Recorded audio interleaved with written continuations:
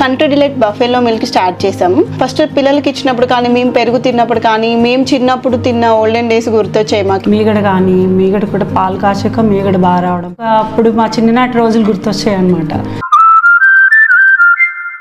2008 November 26న ముంబైలో జరిగిన ఉగ్రదాడులకు ప్రతీకారం తీర్చుకుందాం అనుకున్నాం, పాకిస్తాన్పై యుద్ధం చేద్దాం అనుకున్నాం, కానీ అమెరికా చెప్పిందని ఆగాము అని ఒక సంచలన విషయాన్ని బయటపెట్టారు సార్ కేంద్ర మాజీ హోంమంత్రి చిదంబరం. అమెరికా వద్దన్నదని ఆగాం, ముంబై దాడులకు ప్రతీకారం చేద్దామనుకున్నాం, పాకిస్తాన్తో యుద్ధంపై అప్పటి ప్రధాని మన్మోహన్ సింగ్తో చర్చించాను, మన్మోహన్ సింగ్ కూడా ఓకే అన్నారు, అయితే అమెరికా ఒత్తిడికి తలొగ్గాల్సి వచ్చింది, ఆ దాడుల సమయంలో హోం బాధ్యతలు అయిష్టంగానే స్వీకరించాను అని చెప్పి చిదంబరం ఆ విషయాన్ని ఒక టీవీ ఇంటర్వ్యూలో స్పష్టం చేశారు సార్. దీని మీద భారతీయ జనతా పార్టీ ఇమీడియట్గా రియాక్ట్ అయింది. సో దాడుల నిర్ణయాన్ని సోనియా అడ్డుకుందా అంటూ కూడా ఎద్దేవా చేస్తూ ఉన్నారు భారతీయ జనతా పార్టీ నాయకులు. రీసెంట్గా మనం చూసాం కదా సార్, ఆపరేషన్ సింధూర్ ఆపడంలో అమెరికా పాత్ర లేదు అని చెప్పి పదే పదే బీజేపీ నాయకులు చెప్తూ ఉన్నారు. ట్రంప్ ఎన్నిసార్లు నేనే ఆపాను అని చెప్పినా కూడా. కానీ అప్పుడు అమెరికా వల్ల ఉన్న ప్రెజర్ వల్ల పాకిస్తాన్ మీద యుద్ధం చేయలేకపోయాము అని చెప్పి కాంగ్రెస్ నాయకులు చెప్తూ ఉన్నారు. ఏంటి సార్ కాంగ్రెస్ విధానాల్లో భారతీయ జనతా పార్టీ విధానాల్లో ఎందుకు ఈ తేడా? అంటే అప్పుడైనా ఇప్పుడైనా ఏదో మేరకు అమెరికా ఒత్తిడి భారత్ పాక్ సంబంధాల ఇష్యూ వచ్చినప్పుడల్లా ఉన్నది అన్నది వాస్తవం.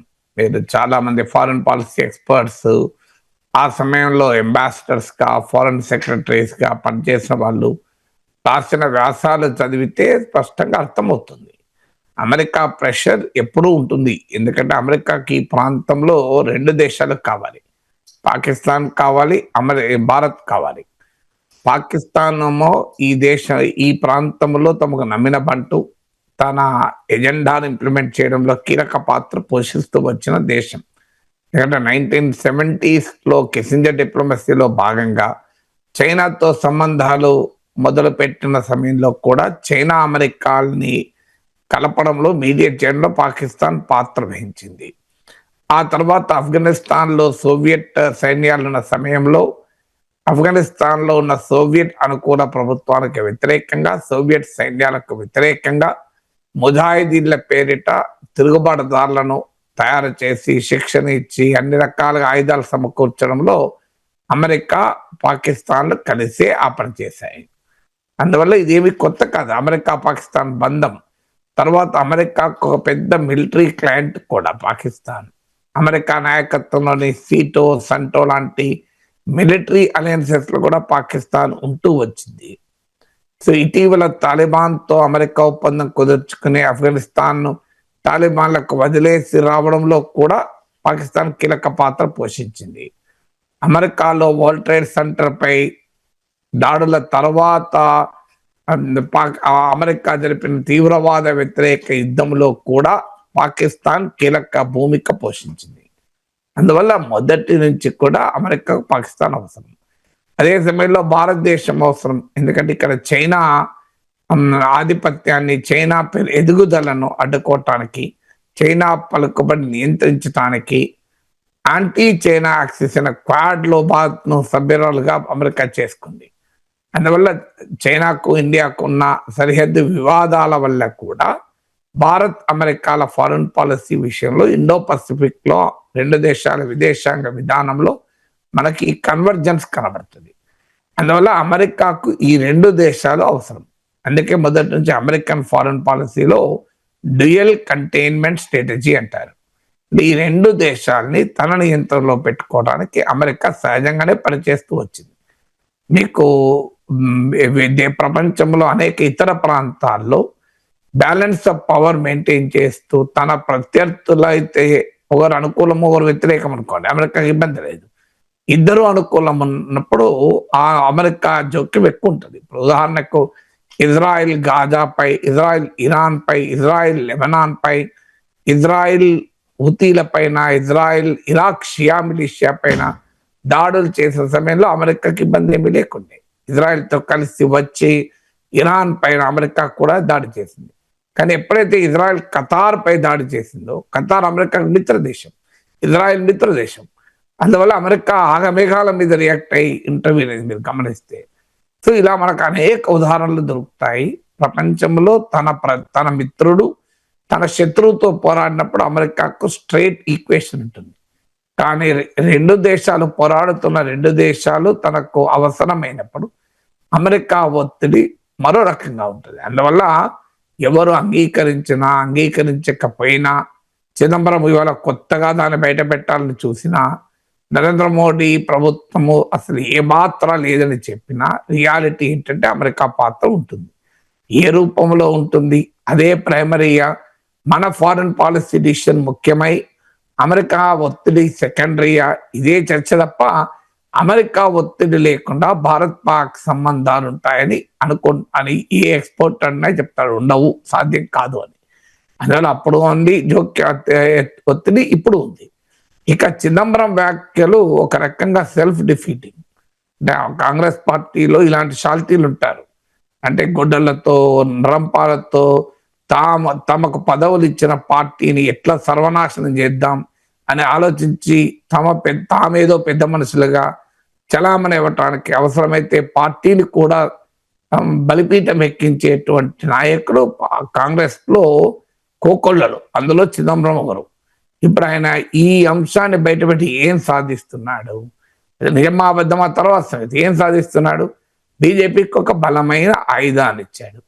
ఇవాళ ఆపరేషన్ సింధూర్లో బీజేపీ నరేటివ్ను కాంగ్రెస్ పార్టీ అటాక్ చేస్తోంది. ఆపరేషన్ సింధూర్లో అమెరికా ఒత్తిడి, ట్రంప్ ఒత్తిడికి తల వంచి మోడీ ఆపరేషన్ సింధూర్ ఆపాడని. ఆపరేషన్ సింధూర్ ఆపడం పైన బీజేపీ మోడీ అభిమానుల్లోనే తీవ్ర వ్యతిరేకత ఉంది. అందుకే మీరు గమనించండి, సర్జికల్ స్ట్రైక్స్, బాలాకోట్ స్ట్రైక్స్ అప్పుడు వచ్చిన సానుభూతి ఇప్పుడు రాలే. ఇది మీకు India today mode of the nation సర్వేలో కూడా వ్యక్తమవుతుంది. ఇది కాంగ్రెస్ పార్టీకి వచ్చిన అడ్వాంటేజ్.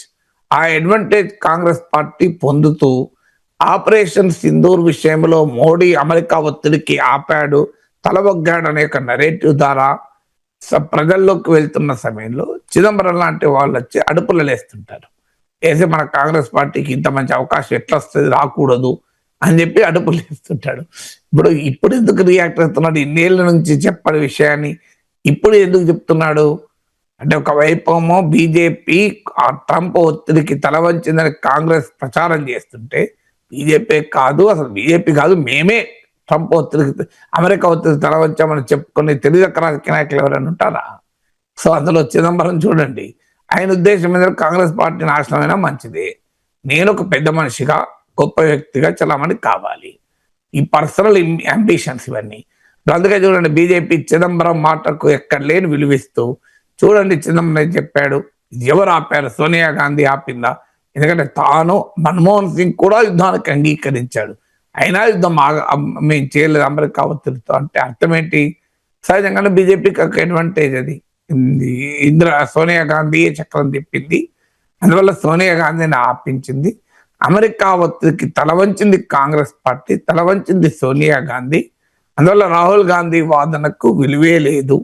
ఇక మోడీ ప్రభుత్వం పైన కాంగ్రెస్ ఆరోపణలు చేయడానికి, దాడి చేయడానికి, ప్రశ్నించడానికి అవకాశమే లేదు అనేలా చిదంబరం వ్యాఖ్యలు ఉపయోగపడుతున్నాయి. అందువల్ల Chidambaram is serving BJP agenda. ఇప్పుడు కాంగ్రెస్ లో ఇలాంటి నాయకులు ఒక్కొల్లలుగా ఉన్నారు. శశి థరూర్, మనీష్ తివారీ, సల్మాన్ ఖుర్షీద్. ఈ ఆపరేషన్ సింధూర్ సందర్భంగా పార్టీ ఎజెండా పక్కకు పెట్టి తమ సొంత ఎజెండాతో బీజేపీకి కరసేవ చేసిన కాంగ్రెస్ నేతల్లో ఇప్పుడు చిదంబరం కూడా చేరుతున్నాడు. సో అది నిజమాబద్ధమా తర్వాత సంగతి. ఇప్పుడు నిజమాబద్ధాన్ని ముందే చెప్పాను, ఎవరు ఒప్పుకున్నా ఒప్పుకోకపోయినా అమెరికా ఒత్తిడి తప్పనిసరిగా ఉంటుంది. అది ఏ రూపంలో ఉంది, ఏ స్థాయిలో ఉంది, మన విదేశాంగ విధానాన్ని మనం నిర్ణయించుకుని అమెరికా ఒత్తిడి కూడా ఫ్యాక్టరింగ్ చేశామా, లేదా అమెరికా ఒత్తిడితోనే మన విదేశాంగ విధానాన్ని మార్చుకున్నామా, ఇలాంటి అంశాలు ఉంటాయి. నిజంగా అమెరికా ఒత్తిడి పనిచేయదు ఎప్పుడంటే 1971 ఇందిరాగాంధీ బంగ్లా విమోచన సమయంలో. అప్పుడు ఇంతకన్నా ఎక్కువ ఒత్తిడి ఉండే. అప్పుడు ఇందిరాగాంధీ వినలేదు. అందుకు వినలేదు అన్న దానికి ప్రూఫ్ ఏంటి అంటే, అమెరికా పెంటగాన్, అమెరికా రక్షణ శాఖ 7వ నౌకాదళం 7th ఫ్లీట్ అంటే యుద్ధ విమానాలతో కూడిన భారీ యుద్ధ నౌకను ఇండియన్ ఓషన్ లోకి పంపించింది. అందువల్ల అప్పుడు రష్యా అప్పటి సోవియట్ యూనియన్ బెదిరించాక వెనక్కు తగ్గారు. లేకపోతే ఇండియా పైకి అమెరికా ప్రత్యక్ష యుద్ధమే చేసేది. సో ఇందిరాగాంధీ ఎట్టి పరిస్థితుల్లో వినలేదు, ముచ్చటలేదు. బంగ్లాదేశ్ ఏర్పాటయ్యేదాకా మేం పాకిస్తాన్ వదిలే ప్రసక్తే లేదని. చివరకు పాకిస్తాన్ 90,000 సైనికులు లొంగిపోయి పాకిస్తాన్ 2 ముక్కలైంది. సో ఆ సందర్భం మినహా మిగతా అన్ని సందర్భాల్లోనూ అమెరికా ఒత్తిడి ఎంతో కొంత పనిచేస్తూనే వచ్చింది.